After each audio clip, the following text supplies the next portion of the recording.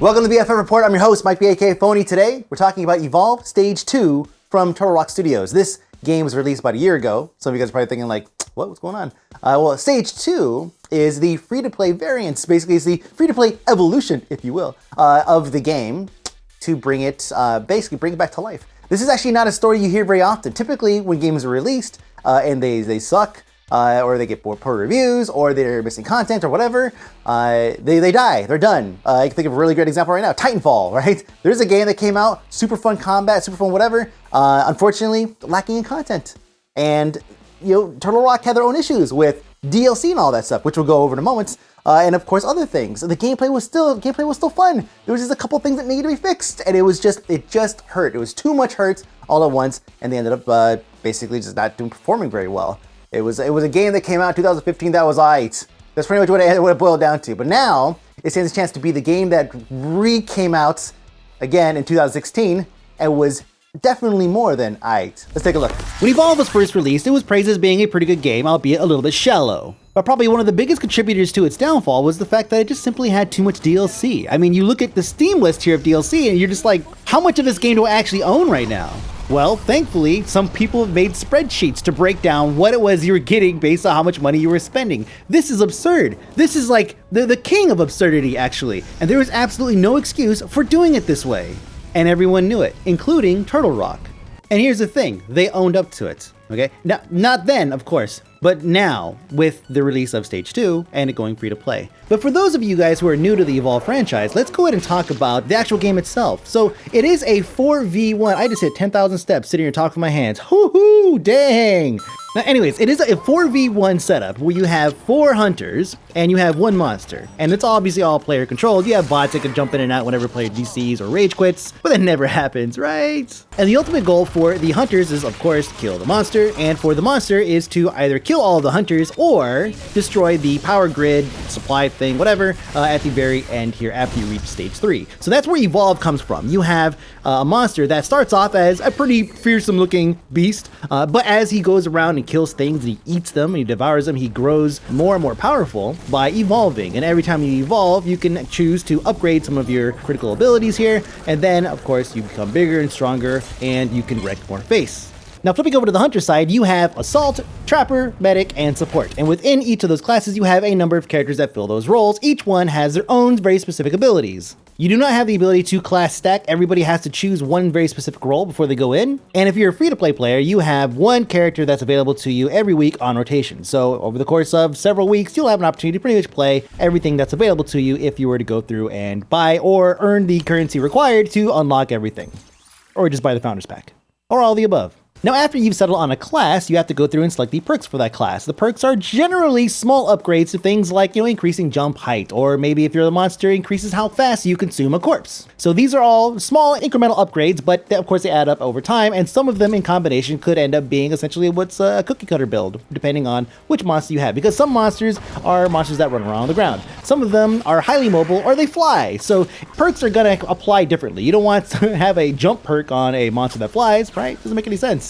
Now, as you've seen, these perks can be unlocked using the silver keys that you earn for playing the game, or they will steadily unlock on their own as your character levels up. So now you have your monster or hunter, your skins, and your perks all picked out and ready to go. Now the game starts. We're going to start with the monster since he's on the ground from the get-go. Now, ideally, you're going to want to run and go and eat stuff and get as close to evolving as you can, because even the most incompetent of hunters will probably find you and you'll be caged for the first encounter. Now, the way these encounters work now, before it used to be whenever the trapper found you. So if you have an incompetent trapper, then you would never get caged, you could just hide the whole match, and it was boring, and that was one of the issues with the game. Now they've actually made it so that the flow of the game works better, because now anybody can trap you and put you in this dome, and the counter starts. You cannot leave this area here. You have to fight them, and what I would suggest is to focus on one individual person as best you can to try to take them down, and then start working on others. Now, it should be noted that these strats, as simple as it is, will actually change as you move up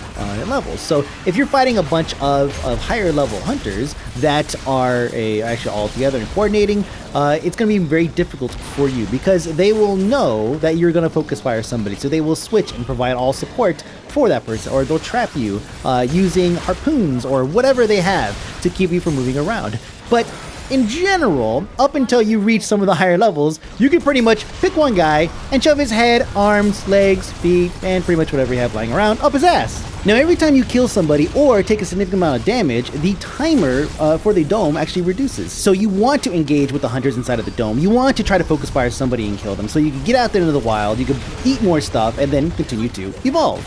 Now, while you're running around, both as the monster and the hunters, you can sometimes come across these albino creatures that will give you a perk once you run up and tag them after you kill them.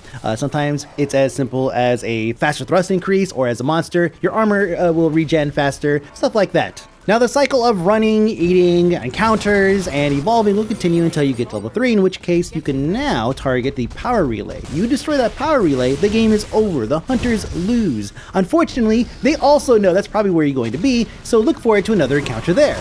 So now let's talk a little bit about the hunters. The hunters come in on a dropship, which causes a natural delay. This is the same dropship that you as the monster see when you're at the very beginning of the match here. You look up, you see that dropship. That's them. You probably want to get out of their way. Now, when they land, they can see your tracks. They can see the monster's tracks. And so you, as the hunter, you're going to basically follow these tracks until you get to the boss, or to the monster, then you cage him, and you dome him, then you basically go to town, and you start that rotation. Now, there's no progression inside of the actual match itself, like, you know, the monsters have the ability to evolve. The hunters don't necessarily evolve or get smarter or whatever. For the hunters, it would be in their best interest to find the rares, or if they encounter a rare, to communicate with their buddies if there's a rare there, and everybody get the boost from that. Now, keep in mind, the monster can do the same thing and get these random buffs from these rare items, these albinos. I keep calling them rares, right, because wow. They get it from these albinos. So you want to go and collect as many of these things as you can, because each one is going to provide, that's your only progression to the match. So each one's going to provide an incremental increase in stats, or boosts, or regeneration, or whatever. So you want to find these things. Now, each class has obviously its own role. Support does support, medic has, I don't know why I'm telling you guys this, but each class has its own role. So you kind of want to exercise those abilities that are inherent to your particular character and your particular class. If you could drop mines like crazy. Just throw them everywhere, because they're bound to they're either going to blow up, or you're just going to replace them with another one closer to the monster. Just drop them everywhere. If you have the ability to sense your surroundings, like if you're a trapper, and you could actually sense your surroundings using whatever system that they have, that particular character has, then fucking use it. Like, that's all. I'm not here to tell you how to play a specific class. You guys know, you guys have played enough class-based games to know what it means to do that. But the biggest thing is actually just the teamwork elements. Thanks to Cal Rakin, who has been playing this game for a long time. Here you see some of his footage. He's actually given me a couple of tips from an experienced monster's perspective. It's great to work together as a team.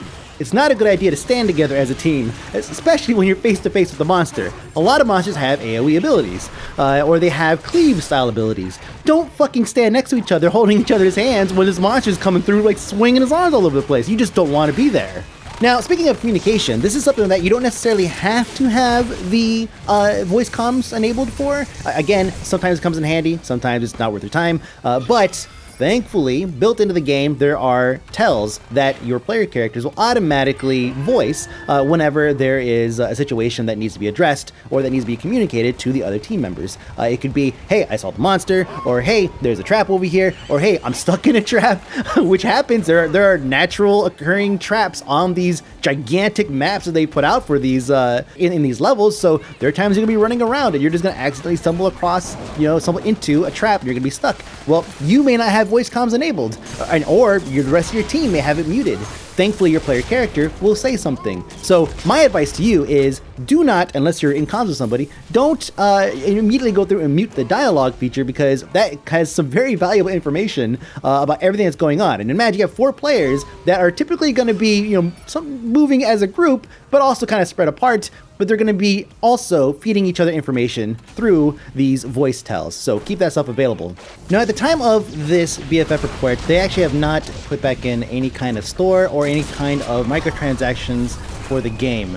That's great. That's a great thing, because they're trying to work out what it is that has value. They watch everybody play, they see what people are buying, and they're able to figure out how to make money off it without, basically pulling the same thing they did before, which is overdo it and push everybody away from the title. Once they put those in, I'll add some annotations or put something in the description to note my thoughts on these. Alright, now, those of you guys who have the quote-unquote founders packs, right, so you actually owned the game prior to going on launch, you guys got a ton of stuff. Let me actually show you. Here's all of the characters that you have and the monsters and whatnot. This is everything that you have available to you. just in general. Okay.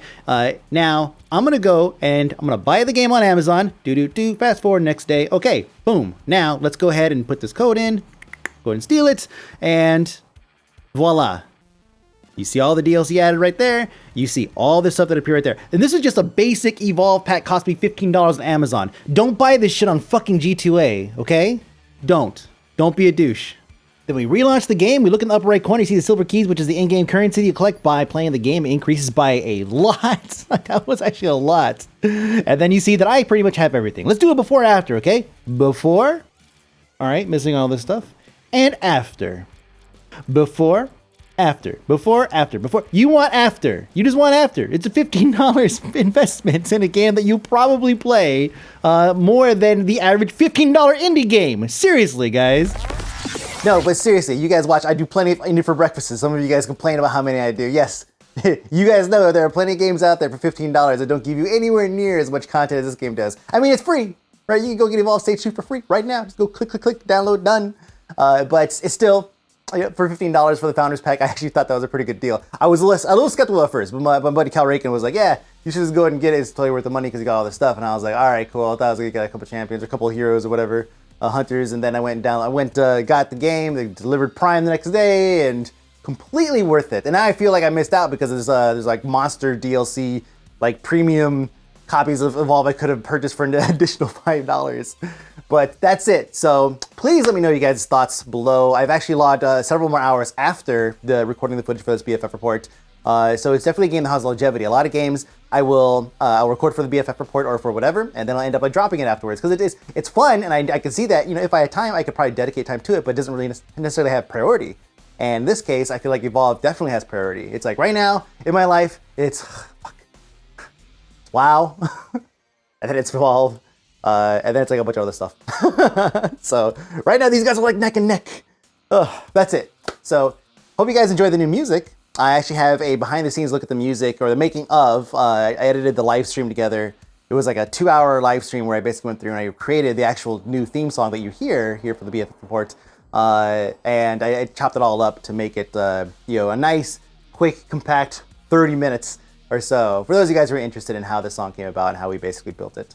So that's it. My name is Mike BAK Phony. Thank you so much, all of you guys, especially you folks on Patreon, and of course, for those of you guys who sub me on Twitch. Any way you guys are throwing me money directly besides just watching ads, it's huge. It's like it's super massive. There's no way I'd be doing this if it wasn't for you guys. So I appreciate it very much. That's it. My name is Mike BAK Phony again, and I will see you guys later. See you.